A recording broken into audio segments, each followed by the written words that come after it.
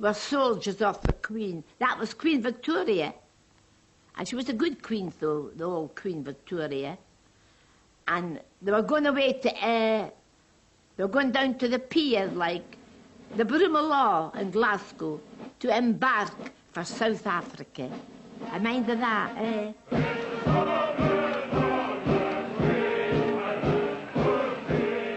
October 1899, Britain went off to war to beat the Boers and secure South Africa for the Empire.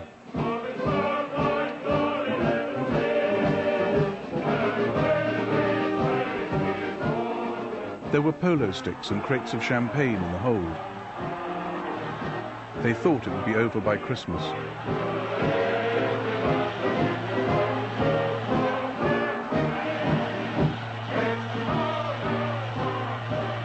Soldiers of the Queen. No, I don't think they were hollow words at all. We revered the royalty in those days, which is sadly absent at the present time. And I think a number of them thought that they were really fighting for the Queen and the Empire.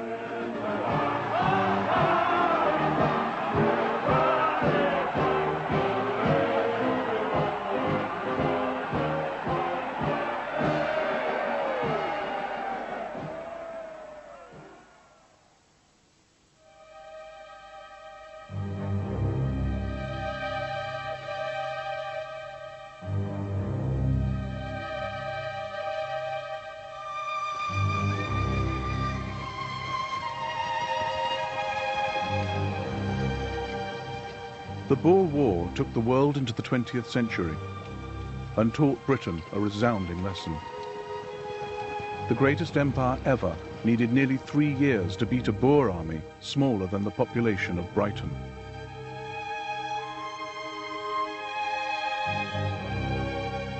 It became the first modern conflict, a guerrilla war of scorched earth, concentration camps.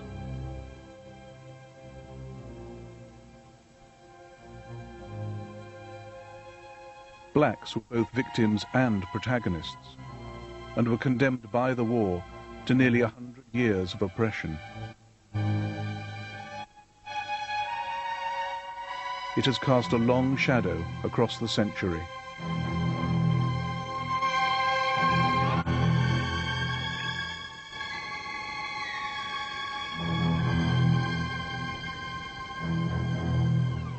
The Boer War was dominated by the land over which it was fought.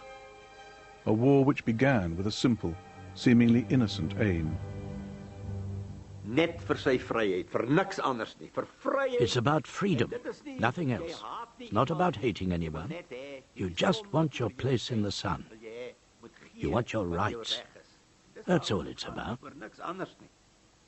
Kent gij dat volk vol heldenmoed en toch zo lang gekneld? In 1836, hundreds of farmers, or Boers, trekked from the British Cape Colony deep into South Africa.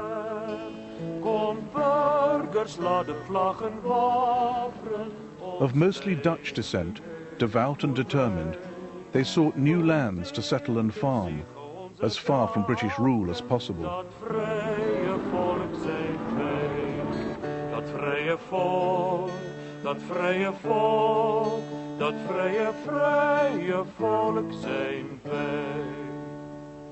Boer trekkers climbed a hill in Natal they called Spion Kop, Lookout Hill. They gazed across fertile country, believing they had an absolute right to it, as do their descendants.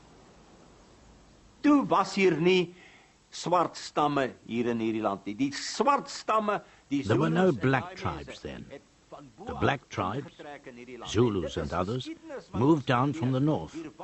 It's in the history books. There were no tribes. Any land we got in Natal was lawfully bought from the Zulu people. We never annexed any land. People got land, or farms, which were empty. But somebody was there first. This is our land, the land of the black people.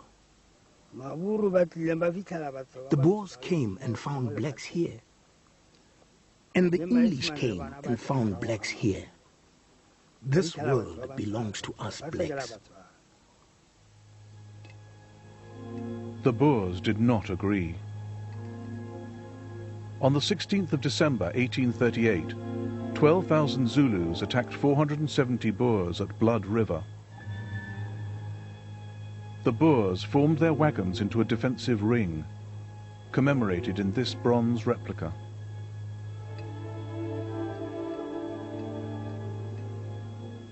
The Boers had guns and cannon. The Zulus had spears and shields. That day, the Boers killed 3,000 Zulus. I think that the idea of the Boers as a people was born at the Battle of Blood River. We say that God was with us at the Battle of Blood River. We prayed and said, "You must help us, because we will then dedicate this victory to you." The Boer victory at Blood River became the foundation stone of their belief not only in God, but in themselves as the natural rulers of the land and of its black peoples. The Boers saw us blacks as stupid people. We were not meant to own land. That is why they took the land from us. The Boers considered us as fools.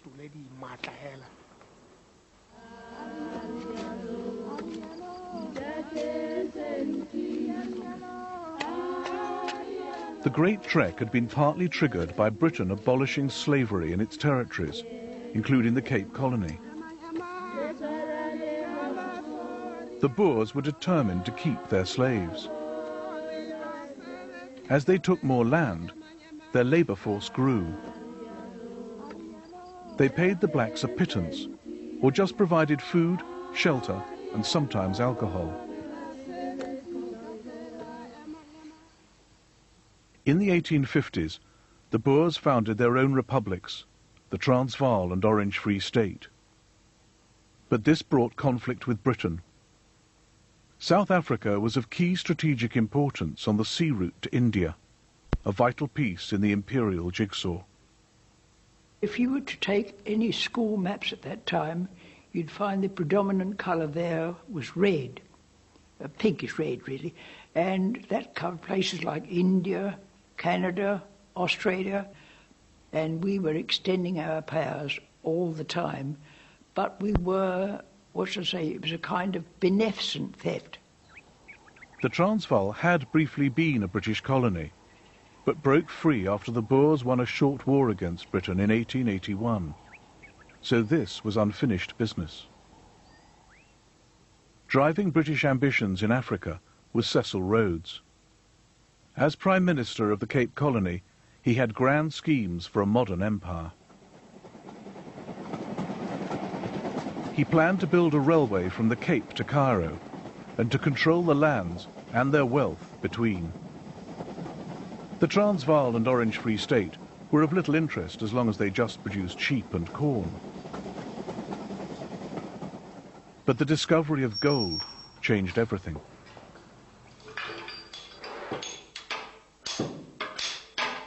The Transvaal became the richest and potentially most powerful state in southern Africa.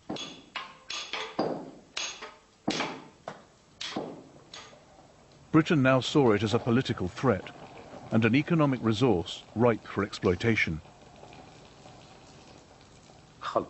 Gold. Gold. They found gold in our country. That's what they were after, the gluttons.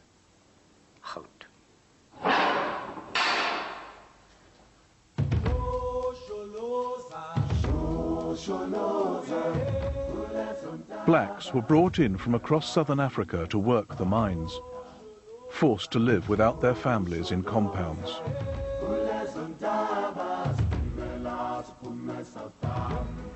Their annual death rate was 20%. They had no rights. In the British Cape Colony, wealthier and educated blacks who owned land had the right to vote. Many saw Britain as likelier than the Boers to extend their rights. But in the Boer republics, blacks weren't even allowed to walk on the pavement. The Boers wanted us to work for them. They wanted to turn us into their slaves. They just made us suffer.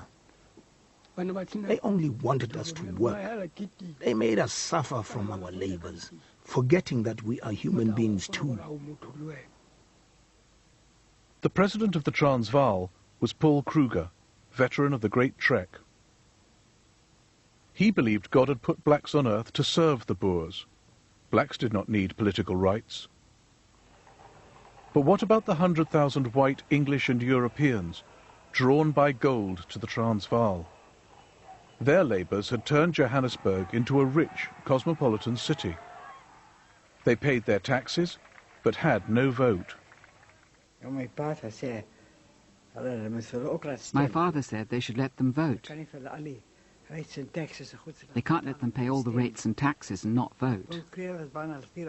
But old Paul Kruger was afraid they'd vote him out of office. So he didn't give them the vote. Johannesburg, as it now is, was built by us. Yet you pass iniquitous laws denying us the ordinary rights of citizenship. Mr. President, we are here now seeking redress by constitutional methods. But if you persist in your attitude of blank refusal, you try us beyond endurance. Johannes Paul Kruger is my name. Johannesburg is my own town. And I feel towards it like a father whose daughter has been debauched by rogues and thieves. The interview is at an end. Cecil Rhodes, as usual, had a plan. Nothing less than to take the Transvaal by force. By the end of December 1895, he had 600 men led by his swashbuckling sidekick, Dr. Leander Starr Jameson. And in London, he had the ever-so-secret blessing of the British Colonial Secretary himself, Joseph Chamberlain.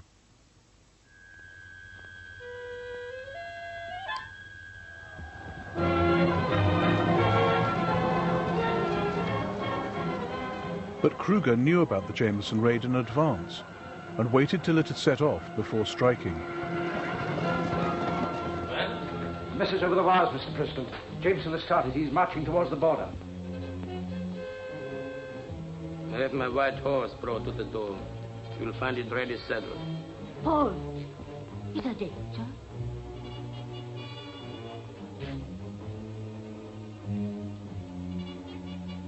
I'll be back in a few days. Fetch my boots. If you want to kill a tortoise, Kruger said, you must wait until it puts its head out.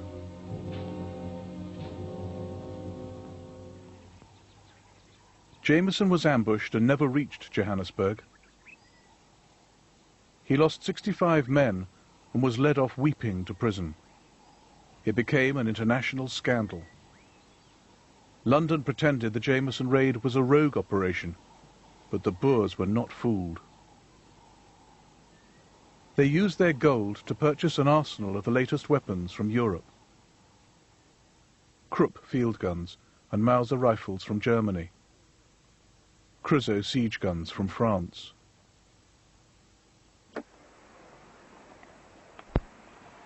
In June 1899, peace talks failed.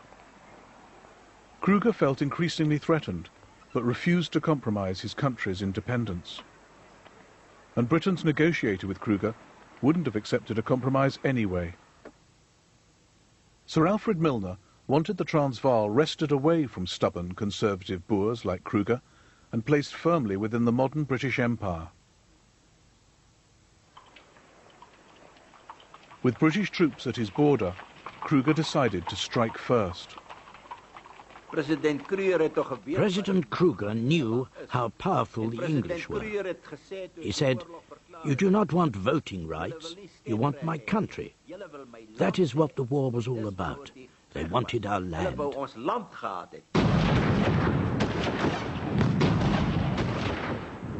On the 11th of October 1899, the Boers declared war on Great Britain and promptly besieged the towns of Mafeking, Kimberley and Ladysmith in the British Natal and Cape Colonies. Then it became real war. It had just been trouble brewing before that. And when the real war came, the Boers shut up, or they surrounded those towns and wanted to starve them out. Well, not being as highly civilized as we were, in their more rough way, when they got angry, they got a bit cruel. Using their new siege guns, the Boers shelled the towns, hitting hospitals, killing women and children. If British people are in trouble, the country's got to help them out. And if the British start a war, they've got to win.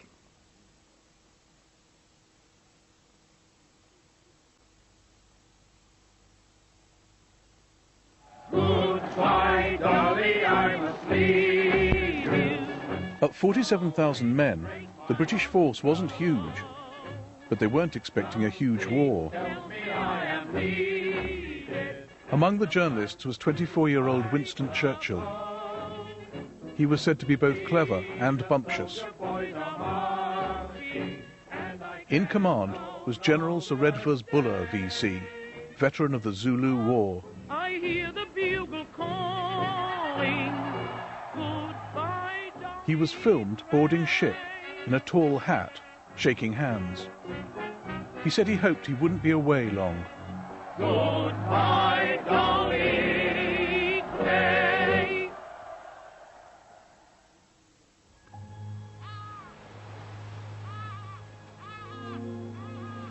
At last we have arrived. We sighted land at 8 a.m. The harbour was crowded with great transports, crowded with soldiers. There were 5,000 while we were there, and I don't know how many horses. And the wharves and sheds are piled with boxes of ammunition, biscuits, stores and hay. In fact, you have no idea of Britain's greatness till you see a place like this.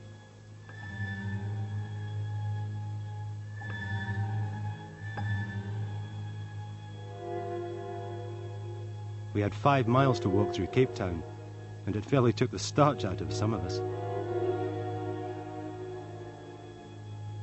From their open trucks, the ordinary soldiers, or Tommies, looked out at the strange land unfolding and wrote home about it. Corporal Harold Armstrong of the Kensingtons began to sense how hostile the environment was and how it favoured the Boers. We're plagued by beetles, flies and fleas. Frightful country for marching.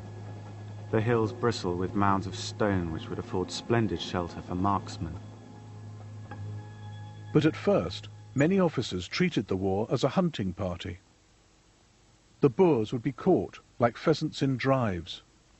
Camouflage was unsporting. It would be a pushover, like wars they'd won against primitive tribesmen.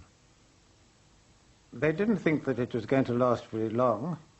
They knew that the Boers were virtually farmers without any military training or anything like that, and that there wouldn't be very much opposition. And as a result, when the army arrived in South Africa, according to what my father told me, there was very little reconnaissance. Very often, I remember him saying that several officers would get together and they'd say, "See that kopje over there? Let's go and see if there's any Boers up there. I tell you what, I'll race you there." And they'd charge off on their horses. And if the Boers happened to be there, well then, of course, they got casualties. And then they realized that there was more to the Boers than they'd thought. Op burgers op na die oorlogsveld, so weer klink die woord. Toe sien jy net kommando's trek na oos, wes, suid en noord. The Boer republics mobilized over 30,000 men. They formed into commandos from each district. Sons joined with fathers. Whole families heeded the call to arms. Each man supplied his own horse and rifle. Toe skree hulle vorentoe, vorentoe, hier kom die Engelse aan. Die bedoeling was om die Britse garnisoene The idea was to defeat the British garrisons on the borders.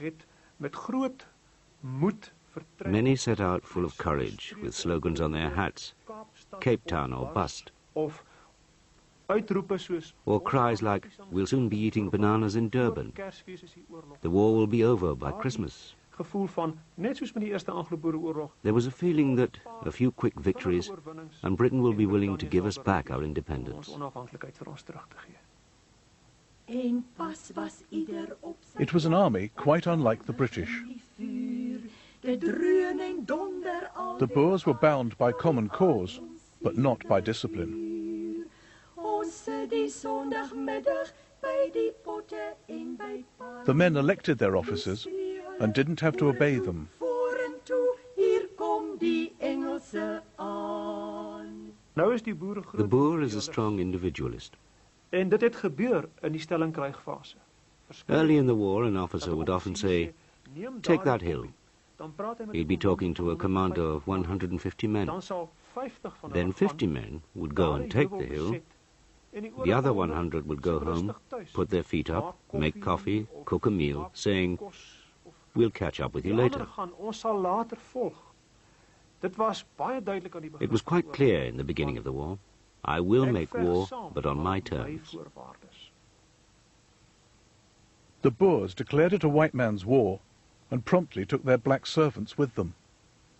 Perhaps 12,000 in all. Some went willingly. Others, like Paulie McQuenna's father, weren't given an option. Basquez Ras was not a man who liked a black person telling him what to do. He wanted to be the one to tell the black man what to do. If he told you to go with him, you couldn't say no.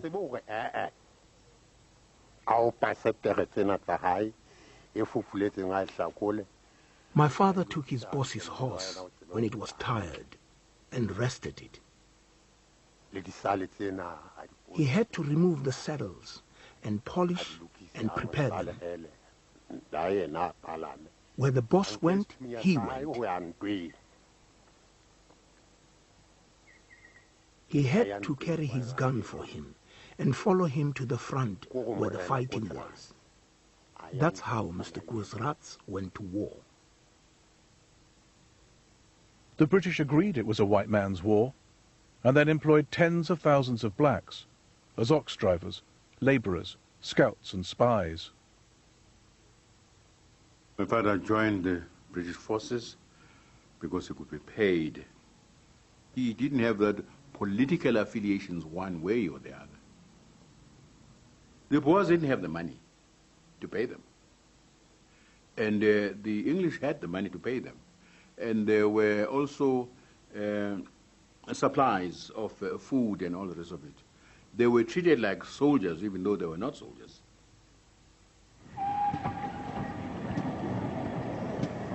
"6,000 miles from the war, 8-year-old Arthur Whitlock kept up with the British Army's progress across South Africa. I was able to follow the war more closely because the Daily Mail, they brought out a map and you had little flags with pins on them and you pinned them showing the position of the various troops. Arthur followed the movement of Lord Methuen with 8,000 men to relieve Kimberley and Mafeking, encircled by the Boers. General Buller, with 15,000, was off to relieve Ladysmith. But in their way stood the Boers, helped by the volunteer Irish Brigade. They leapt at the chance to strike a blow for the rights of small nations against the British oppressor. What they learned detonating railway lines in South Africa would later be put to use with the IRA. As well as blowing up bridges, the Boers ambushed trains, and armoured trains in particular.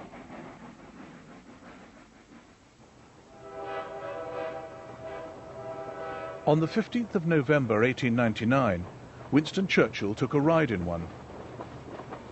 The Guardian correspondent refused to go, saying Churchill would either see too little or too much. The Boers derailed the train here, at the foot of this hill.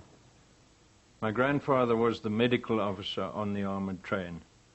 During this derailment, they came under fire from the ridge west of the railway line, and the fire was pretty heavy, and they were wounded almost from the first. And Winston Churchill was on that armoured train. I can remember my grandfather saying that he remembered Winston Churchill turning to his batman and saying, "Pass me my heavy revolver." Churchill switched abruptly from journalist to leader of men. An intense fight followed, resulting in 4 dead, 14 wounded, and 58 taken prisoner, including Winston Churchill. And then, on his way to prison in Pretoria, Churchill was treated to a lecture by his Boer guard, which suddenly made him see why the Boers opposed them so bitterly. They feared that the British in victory would give full equal rights to the blacks. Fancy letting the black filth walk on the pavement. Educate a Kaffir. Ah, that's you English all over. We educate them with a stick. They were put here by the God Almighty to work for us. Insist on their proper treatment, will you? We'll settle whether you English are to interfere with us before this war is over. 10th of December 1899. British artillery pounded Boer positions in the hills around the besieged towns. Hills like Margesfontein near Kimberley. After the heavy bombardment, it showed no signs of Boer life. So 3,500 men of the Highland Brigade prepared to capture it.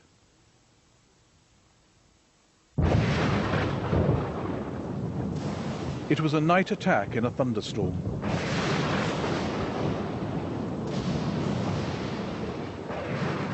There had been no reconnaissance. Near the foot of the hill, they were hit by a tremendous volley of bullets. Some were killed, others panicked and ran. Most stuck it out.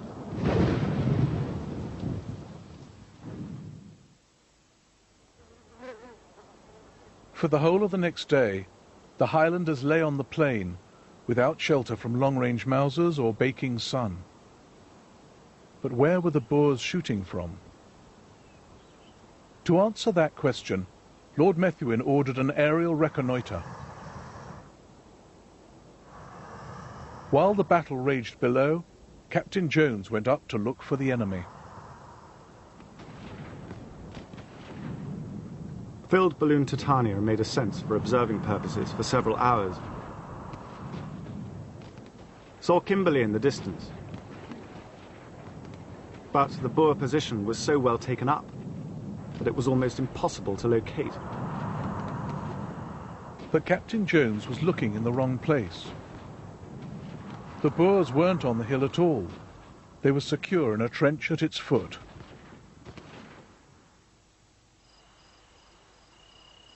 The trench is still there. A century ago, Michael Heffer's father, Louis, lay behind it, picking off the Highland Brigade. After a day of slaughter, a truce was called. Michael remembers his father's words. Het ek self opgestaan en ek het oorgeloop. I got up and walked over to where the Scottish troops were lying. Some had up to 7 bullet holes through the head. I was very moved to see these young men. The reason was because there wasn't one old man there. They were all kids. My father saw an old Scottish minister walking amongst them, reading from a Bible. My father said it touched him deeply to see all the dead people, even though it was a big Boer victory. There were over 900 British casualties. The Black Watch and Seaforths bore the brunt. One Highlander said they had been taken into a butcher's shop and left there. A private in the Black Watch dictated a poem from his hospital bed. Why weren't we told of the trenches? Why weren't we told of the wire? Why attack in a quarter column? May Tommy Atkins inquire. Why were no scouts sent forward? Why were no scouts on our flank? Why were we marched up in column? Who made the mistake? Give his rank. Do they know his name in old England? Do they know his incompetence yet? Tommy has learned to his sorrow, and Tommy will never forget.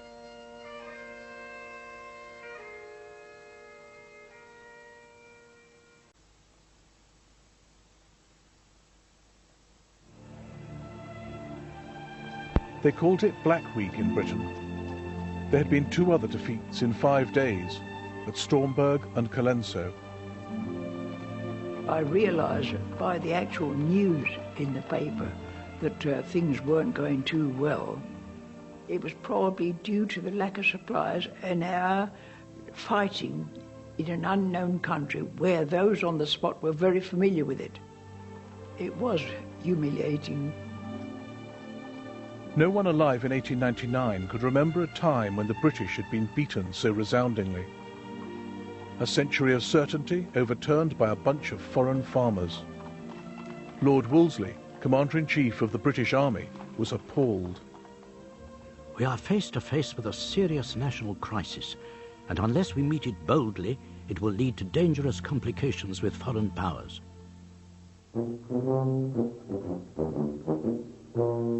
But the foreigners' first instinct was to laugh.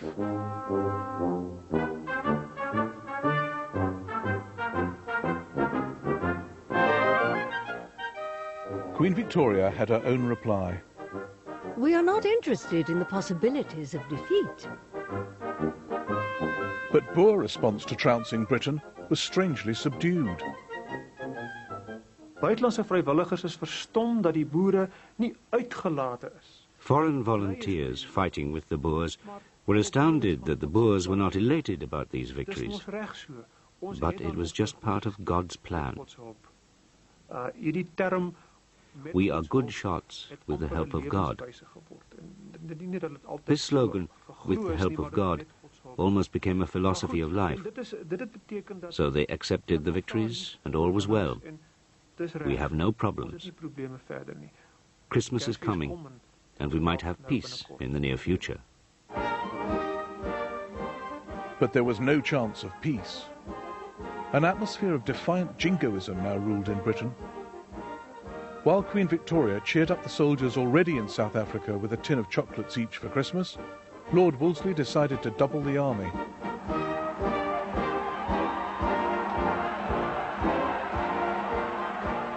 The Imperial Volunteers were formed, with gentlemen for the first time serving in the ranks. People now spoke of it as a national war.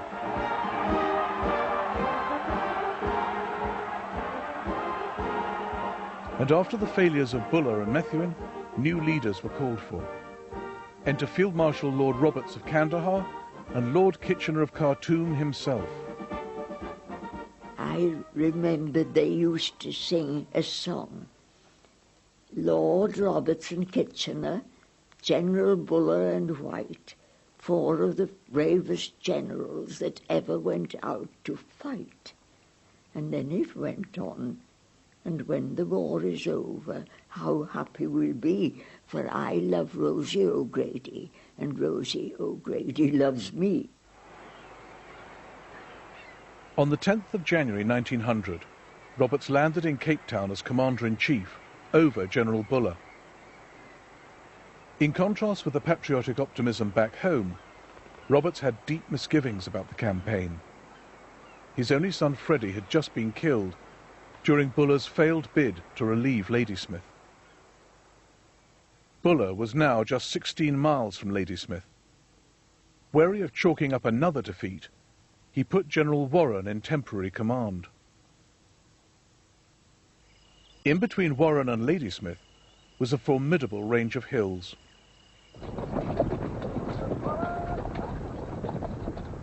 British mounted infantry scouting on the left flank stumbled on a clear route round the hills to Ladysmith. This would have averted the bloodiest battle of the whole war. But the British Army of 1900 was no place for initiative. Warren ordered these men back and decided to force straight through the hills.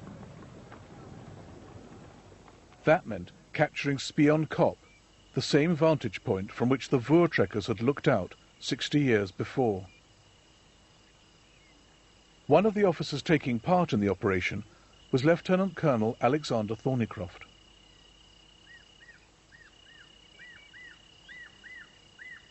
It was to be a surprise attack at night up this valley to Spion Kop beyond. But Thornycroft realized they would get hopelessly lost in the darkness. So he sat here at dusk and, noting the landmarks ahead, drew a sketch map to guide them. A century on, Thornycroft's family brings a copy of the map back to Spion Kop. Ah, that is the spur. Right. Yes. And it's wonderful. They show it to their guide, Gilbert Torlage. There was a sandstone shelf down the side here, which is visible. Isn't it? Yeah, it's fun, that. Still there. Yes, it does. The map enabled the assault force of 1,700 men to make their way up Spion Kop. Pitch dark night, but how many Boers are here? Have they got artillery with them? No one knows. Orders were that they were to be absolutely silent. No talking, no smoking, no lights, no firing. And slowly, slowly, slowly, they made their way up that spur. Private Matthew Kelly recalled the lengths they went to ensure silence. All the dogs which are following us are destroyed. After marching for 2 or 3 hours, we are told quietly that we have passed the enemy's sentries and are in their lines.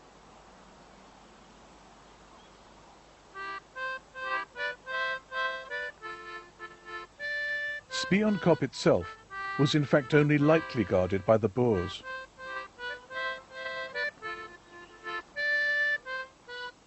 But they had reinforcements, including artillery, close at hand. And the British, having failed to reconnoitre Spion Kop, didn't know that just beyond it lay a semicircle of hills, perfect positions for the Boers to bombard Spion Kop itself.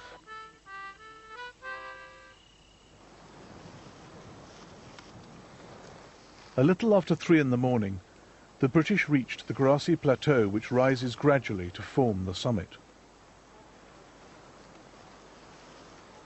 Probably when they were somewhere in this area, suddenly out of the darkness came a tremendous challenge of "Beast R!" Getting no response, the Boers opened fire, the British charge forward, and they catch one of those Boers, bayonet him and kill him. The rest of the Boers run away, and with that the British then gave 3 hurrahs to indicate to everybody that Spion Kop had fallen into British hands. The British now dug themselves in. This row of stones marks the line of the trench. But the ground was rocky, and many picks and shovels had been abandoned on the long walk up. The trench was barely 18 inches deep.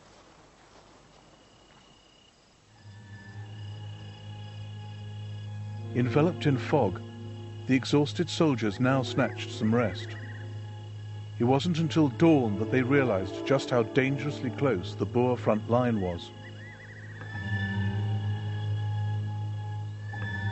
About 7 a.m. the sun breaks through the clouds and we see a long grassy ridge about 1,000 yards in front, but commanding our ridge.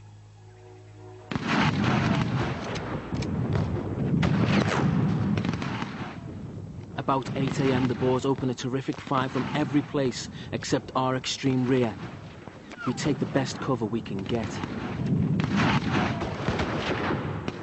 Captain Birch gets shot in the head just above the eye.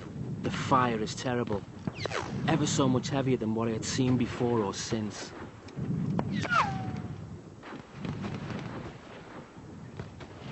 Boer reinforcements now hurried up this slope behind the Boer lines.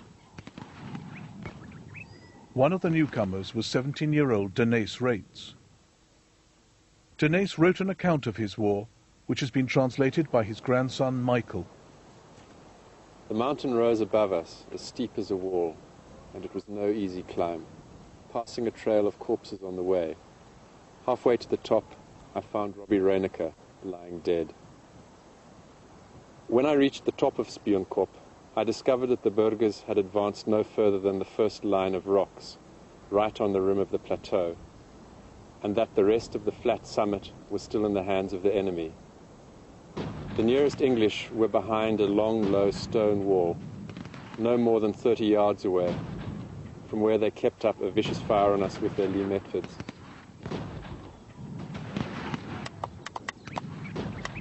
The Boers now used a signaller on Spionkop to direct their artillery fire precisely onto the British trench.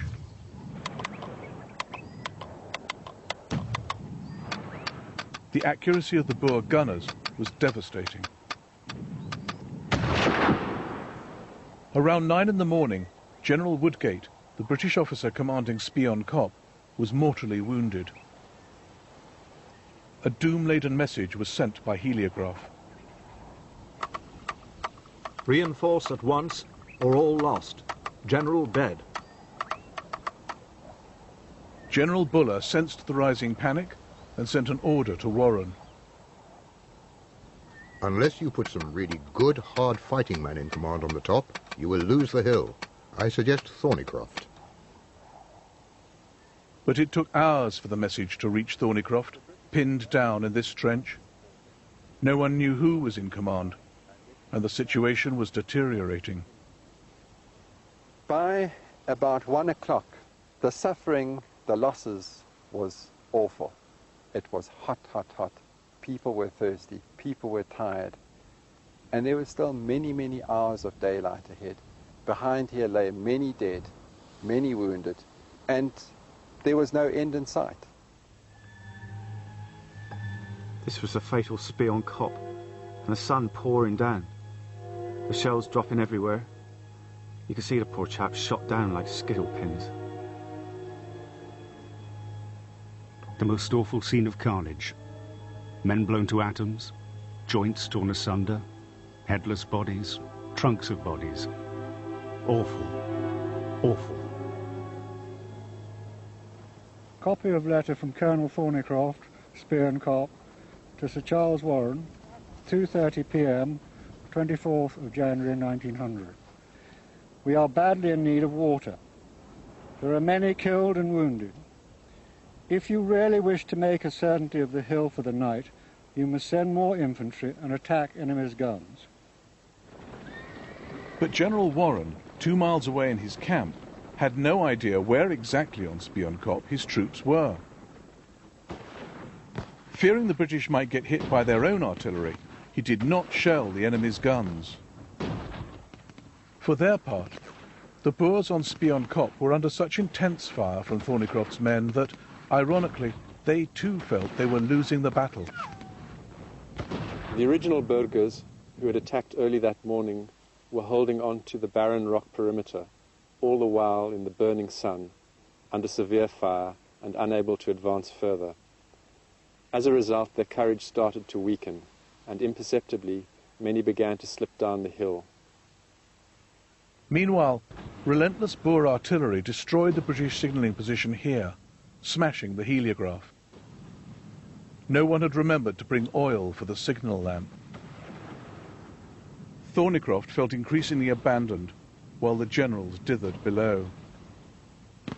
By sunset, the British were on their last legs. Regret to report that I have been obliged to abandon Spearn Cop, as the position has become untenable. I have withdrawn the troops in regular order and will come to report as soon as possible. Alex Thornycroft, Lieutenant Colonel. So he had taken an awesome responsibility. But I think he really had very little option.